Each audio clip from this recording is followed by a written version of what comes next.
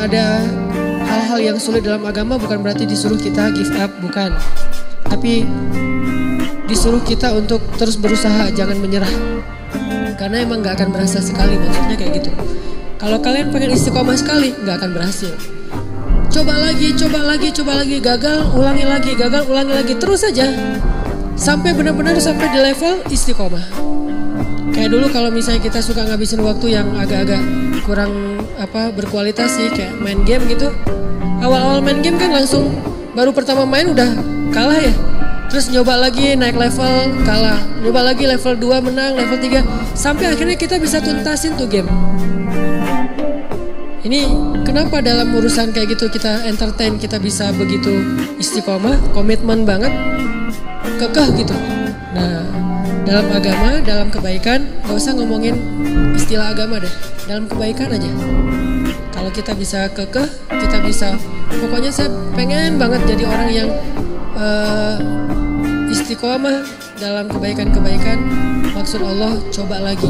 Gak berhasil, coba lagi. Gagal dikit, coba lagi. Melendoy, coba lagi. Terus aja coba. Ini istiqomah teman-teman. Sampai Nabi aja beruban. Artinya Nabi itu mikir banget pengen istiqomah.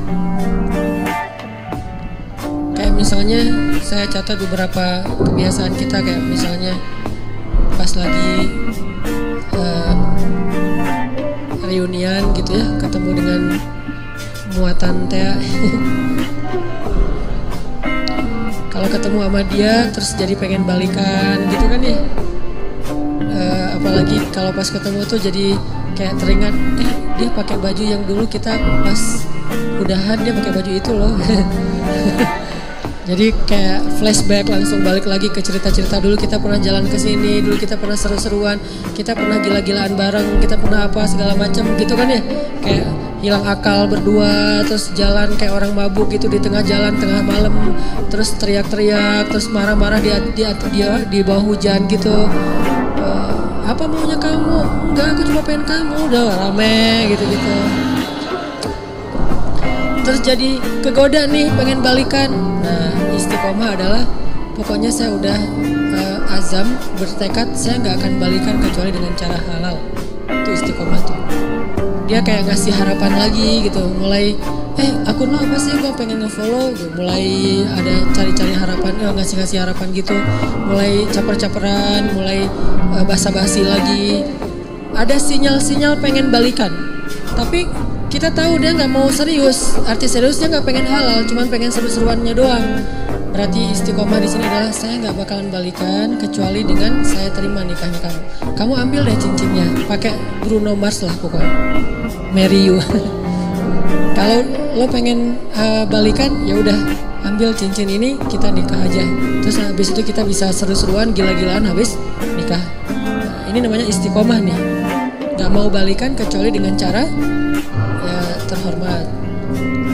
Terus kayak lagi punya duit, ngelihat ada teman kita kayak bedah plastik gitu, apa bibirnya pengen disuntik, jadi lebih tebal misalnya kan ya, kan lebih keren, lebih seksi gitu.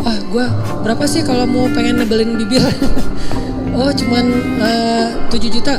Wah gue ada nih uang hadiah ulang tahun gue dari nyokap misalnya 5 juta, terus dari ayahnya 5 juta, 10 juta nih. Bisa nih kayaknya gue suntik-suntik bibir biar lebih tebal gitu, kayak siapalah gitu, gak usah disebut namanya. Nah ini kan godaan ya, kita bisa tapi gak boleh, itu kan godaan banget tuh. Kalau pengen tapi gak bisa, ini gak terlalu ngegoda sih. Pengen dan mampu itu godaan banget tuh. Pengen tapi gak mampu, ya sabar aja. Gue sabar orangnya, kenapa? Gak bisa juga, gak mampu gitu. Tapi kalau bisa, mampu, kayaknya udah gak ada masalah, kita masih nahan, berarti istiqomah. Jalan nih, duitnya sih nipis, tapi jalan bareng teman-teman. Lihat Onyx suka gitu kan, wah nih modelnya warnanya gua banget nih. Misalnya dia senang warna-warna tanah gitu, warnanya, oh ini coklat nih Onyx suka, terus lagi ngetren gitu kan, anak-anak SMA pada pakai, teman-teman sekelas pada pakai, semuanya Onyx suka, kecuali saya sendiri yang masih pakai apa gitu kan ya, yang lain pada Onyx suka, pengen beli, tapi nggak ada cash, nggak cukup juga duitnya, harus nyicil. Jangan deh, tabung dulu sampai bisa beli tanpa harus nyicil misalnya. Ini orang istiqomah. Dia punya prinsip, tapi prinsip itu berlaku untuk dirinya, nggak dia paksain untuk orang lain. Karena ketika prinsip hanya dipaksakan kepada orang lain, dia tuh jadi orang yang nggak nyaman buat orang lain, udah nggak asik lagi. Kalau prinsip itu dia paksain buat dirinya, ke orang lain dia lebih kayak tadi tuh toleran, dia paham, mengerti, pengertian ke orang lain, semua orang berproses. Itu dia tetap orang soleh dan asik. Orang jadi nggak asik tuh kan gara-gara memaksakan prinsip ke orang lain ya. Padahal dia sendiri juga belum kayak gitu. Nah, jangan maksain, tapi kita contohin, kita bikin itu sesuatu yang buat dia pengen. Aku pengen kayak kamu, orangnya itu nggak kegoda walaupun di antara teman-teman yang pada misalnya lagi naik gunung gitu. Udah lama dia udah berhenti ngerokok nih. Pas kali-kalinya lagi pengen ke gunung, dingin, yang lain pada udah coba aja sebatang. Enggak lah, gue mah daripada ngerokok mending gue permen aja deh gitu misalnya. Ini istiqomah kan, dia udah komitmen gak bakalan ngerokok lagi karena kata dokter itu gak sehat untuk dia. Dia pernah sampai masuk rumah sakit gara-gara itu. Udah dia azam, dia bertekad, gue berhenti ngerokok. Teman-temannya semuanya ngerokok, dia gak akan nyalahin orang lain. Kalian ngerokok enggak? Yang penting saya udah gak lagi sekarang. Soalnya dia mungkin pakai bahasa-bahasa yang lebih santai lah. Kata dokter udah gak boleh, soalnya gue ada kayak paru-paru gitu. Nah, ini orang yang istiqomah tetap asik. Jangan sampai kita sok istiqomah gak asik pula. Istiqomah belum, gak asiknya ya. Kenapa? Karena kita juga belum punya prinsip hidup, tapi maksain orang tuh harus berprinsip. Ini gak enak banget nih. Tuh Nabi aja kayak tadi tuh, beliau punya standar ideal banget, tapi ke orang lain gak pakai standar itu. Jadi Nabi itu punya dua standar, standar diri sama standar orang lain. Kalau standar diri sendiri, yang saya sering share, sholat qobliyah zuhur itu 4 rakaat, itu standarnya Nabi. Tapi begitu sholat qobliyah zuhurnya depan orang lain, pakai standar orang, 2 rakaat aja deh, yang ringan. Standar Nabi, tahajud itu 1 rakaat 5 juz 1 rakaat. Tapi kalau sholatnya bareng dengan orang lain, bacanya yang ringan-ringan aja deh. Al-Muluk aja dibagi 2 misalnya. Sesekali doang Al-Muluk dibaca 1 utuh 1 rakaat. Kenapa? Karena Nabi itu orangnya soleh, asik. Solehnya ke diri, ke orang lain asik. Bukan ngebiarin ya, tapi nggak maksain. Bukan ngebiarin tapi nggak maksa. Apalagi bukan cuma nggak maksa, kadang-kadang belagu lah gitu. Merasa udah paling keren sendiri gitu di antara teman-temannya. Padahal dulu dia juga berproses. Ini istiqomah teman-teman. Yuk kita belajar satu hal aja dulu. Coba kita latih. Bisa nggak kita komitmen dengan satu program kita nih. Saya tahun 2018 pengen program misalnya berat badan nggak boleh lebih dari, kalau saya karena tingginya sekian misalnya berat badan sebutlah maksimal 65. Idealnya sih 60. Kalau udah lebih 60 berarti saya udah gak istiqomah. Push up. Minimal sehari push up 50 kali. Bisa gak istiqomah dan dawam? Istiqomahnya apa? Makan gak boleh lebih dari jam 7 malam misalnya. Malam sebelum tidur minum air hangat. Atau malam jam 9 itu paling telat minum air hangat. Karena katanya ya, bukan saya juga gak ngerti. Katanya kalau minum air hangat itu membakar lemak. Gak tahu sih. Atau treadmill, lari, sepeda seminggu 2 kali misalnya. Terus pull up, minimal sekali pull up itu 5 kali deh. Kalau nggak mau banyak-banyak 5 kali. Latih terus. Nah, dawam dan istiqomah dengan pantangan-pantangan. Dawamin programnya, istiqomah dengan pantangannya. Nggak boleh kebanyakan gula, nggak boleh kebanyakan soda. Mulai belajar minum kopi sedikit gula sampai minum kopi nggak pakai gula. Terus juga nggak pakai soda. Yang soda-soda mulai ditinggalkan. Terus lama-lama mulai dawamin air putih, makan makanan yang sehat, pola hidup, tidur yang cukup. Semua ini adalah istiqomah dan dawam. Satu hal aja, pokoknya saya pengen ikut sunnah yang kayaknya kece nih. Apa? Six pack. 2019 harus jadi nih badan. Terus latihan, nggak mungkin kan six pack tapi yang lain nggak kebentuk ya. Yang namanya six pack insya Allah kebentuklah semuanya, puncaknya di perut. Kalau nggak six pack minimal 3 lah, 3 juga udah cukup. Atau kalau nggak 3 juga minimal nggak offset lah. rata gitu ya nih. Bisa rata aja udah keren banget tuh. 2018 gue pengen rata. Mungkin badannya tuh nggak sekeren Adirai, tapi minimal bisa dibilang otot gitu. Nah ini jalanin, dawamin programnya, istiqomahin pantangannya. Satu hal aja. Kalau mau ngomongin hal-hal yang sifatnya sunnah tapi kece gitu. Kalau mau sunnah yang lebih bold dan gak usah diomongin ke orang lain, pokoknya 2018 gue pengen hafal 5 juz. Nih bold ya, bukan yang lebih entertain, buat sendiri aja. Pengen 5 juz, gak usah diumum-umumin, gak usah posting 2018 5 juz, ngapain diposting? Ya kayak gitu-gitu. Kalau yang mau diposting banyak main, banyak manfaat, gak apa-apa posting. Kan gak ada riak juga kan? Wah main riak, gak apa-apa kalau main riak mah ya. Tapi kalau saya posting banyak tilawah, banyak salawat, agak-agak gimana gitu. Karena saya ngerasa belum banyak tilawahnya. Masa saya tilawah misalnya sekali sejuz sehari, bilang banyak. Sementara guru saya, anggota dewan di Jakarta tuh sehari 10 juz. Dan itu dari sejak kelas 6 SD udah kayak gitu. Sehari 10 juz, murojaah hafalannya. Berarti 3 hari khatam, 3 hari khatam. Beliau baru boleh bikin tagline banyak tilawah. Udah kita baru 1 juz gak usah bikin banyak tilawah. Udah aja yang realistis lah, banyak main tapi jangan banyak dosa. Karena kalau main ria gak masalah, gak akan menggugurkan pahala main ya. Ustaz, jangan ria tuh dengan main. Emang pahala gitu. Kalau niatnya untuk dakwah mungkin pahala, tapi setidaknya amanlah dibandingkan ibadah. Coba 2018 saya pengen 5 juz. 5 juz itu setahun, jangan dikejar sebulan, nggak bakalan jadi tuh. Kecuali kita benar-benar fokus tinggal di pesantren yang hafal Quran, kayak nggak ngapa-ngapain. Kalau normalnya mah untuk kita lebih realistis setahun deh 5 juz. Mumpung saya masih 19 tahun nih. Target nikah 24 tahun, ada 6 tahun kan? 6 tahun, setahun 5 juz. Jadi tuh, akad nikah, Qul a'udzu birabbin nas. Wah gitu doang. Jangan lupa, ini ayat surat terakhir yang saya hafal dari Al-Baqarah maksudnya. Bukan Qul a'udzu birabbin nas baru mulai ya. Qul a'udzu birabbin nas itu udah selesai. Maharnya apa? Seperangkat alat sholat. Maharnya apa? 1 gelang, 1 cincin, 1 rumah, 1 mobil.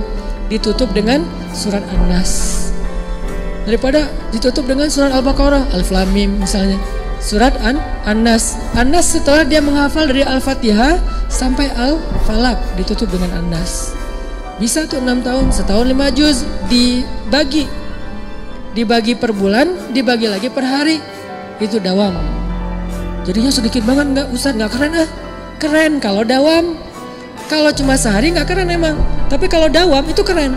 Makanya ketika ada sahabat nanya ke Nabi, "Ya Rasulullah, ayyul amal ahabba ilallah?" Amal apa yang Allah paling suka? Apa jawaban Nabi?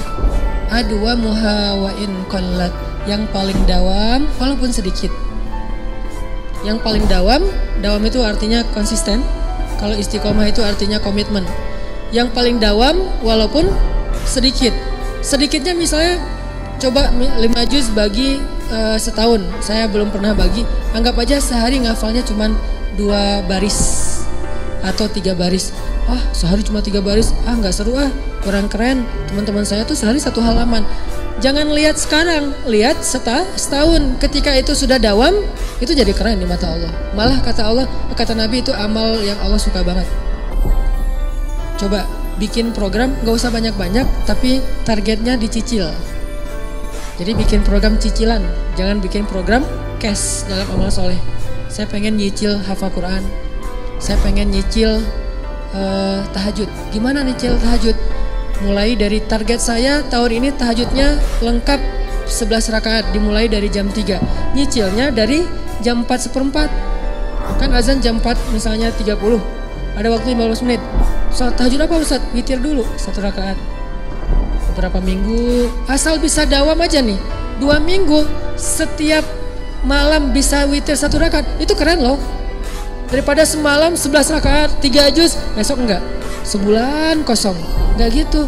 Mending gua 2 minggu ke depan sebelum sholat subuh wajib witir 1 rakaat deh, gitu aja. Witir 1 rakaat, 2 minggu tuh witir 1 rakaat. Allah tuh sayang banget sama kita. Minggu ketiga mulai witir 3 rakaat deh. Bulan berikutnya tambah tahajud 2 rakaat, witir 3 rakaat. Mulai bangun jam 4, mulai bangun jam 4 kurang seperempat, mulai setengah 4, mulai setengah 4 kurang, mulai jam 3. Jam 3 udah mulai normal nih, jaga tren itu tuh. Kalau udah dijaga setahun, insya Allah itulah amal yang paling disukai Allah. Baru disebut ahli tahajud. Kalau belum, namanya bukan ahli tahajud, pernah tahajud. Pernah tahajud, pernah tilawah 1 juz ya, pernah puasa Senin Kamis, pernah sedekah, pernah doang. Pahala sih, cuman nanti di akhirat nggak digolongkan dalam golongan itu. Kan di akhirat itu ada golongan ya. Yauma idzi yasdurun nas ashtatan.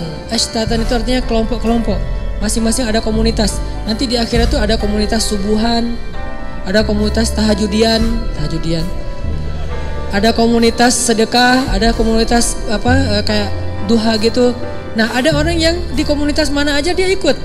Kayak kita sekarang seneng ngegeng gitu, geng sana ikut, geng sini ikut, anak-anak parkour dia main, anak-anak BMX dia main, anak-anak skate dia main, anak-anak motor dia jalan juga touring.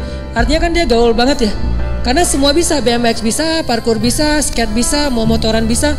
Anak sepeda dia ngegoes kemana ikut, berarti dia bisa semua nih. Di akhirat ada yang kayak gitu juga sih. Tahajud ada dia, duha ada dia, sedekah ada dia. Yang parah nggak ada di mana-mana, sendiri doang nih. Kenapa bisa sendiri? Karena dia pernah tahajud, pernah duha, pernah sedekah, pernah tilawah, bukan ahlinya. Lihat ahli dengan pernah bedanya, dawam dan istiqomah. Jadi kalau kita pengen punya komunitas nanti di padang mahsyar, komunitas tuh beda loh treatmentnya sama sendiri. Komunitas tuh biasanya dapat banyak kemudahan nanti di padang mahsyar. Kenapa? Saling mentestimoni gitu. Ya udah kayak kita misalnya check in under group dengan sendiri. Kalau FIT kita jalan sendiri tuh harga tiket lebih mahal satu. Kalau beli tiket grup itu lebih murah. Kedua, pas check in bagasinya kalau sendiri overweight itu bakalan bayar per kilo kan. Kalau under group overweight satu disubsidi sama teman-teman yang kurang, gitu kan? Nah itu logika sederhana di akhirat juga gitu. Kalau kita overweight dikit, nanti udah deh, ntar saya gantiin. Atau misalnya harga tiketnya kemahalan tuh masuk surga, nggak apa-apa kalau beli grup lebih murah. Emang kayak gitu kaidahnya, kaidah jamaah. Karena berjamaah itu lebih berkah. Nah gimana biar masuk komunitasnya? Jadilah ahlinya. Gak bakalan jadi ahli kalau cuman pernah. Walaupun pernahnya tuh, saya pernah tuh, kayak saya pernah sholat tarawih semalam 10 atau 15 juz di Mesir. Pernah tapi nggak berulang, kapok sekali doang. Itu juga nggak sengaja diajak sama guru saya, Hanan dia ikut tarawih, imamnya bagus. Kan saya kayak imam hunter gitu kan, mencari-cari imam yang keren gitu, yang bacaannya bagus saya cari tuh, enak soalnya. Dan saya pasti milih softnya di luar masjid. Walaupun yang terbaik di sholat pertama, tapi untuk sholat sunnah saya pengen nyoba di luar, imamnya bagus dan soundnya di Mesir itu bagus-bagus tuh. Jadi kita kayak lagi nongkrong tapi ngedengerin sholat. Nah waktu itu imamnya emang bagus, tapi Al-Baqarah, Ali Imran, An-Nisa, Al-Maidah, Al-An'am, sampai At-Taubah, sampai Yunus. Masya Allah nih imam ngeri banget. Tahajud dari mulai habis isya, selesainya nggak sempat makan sahur. Antara 10 sampai 15 juz. Cuman sekali doang. Dan nyesel pula tuh. Gak tahu berpahala apa enggak nih.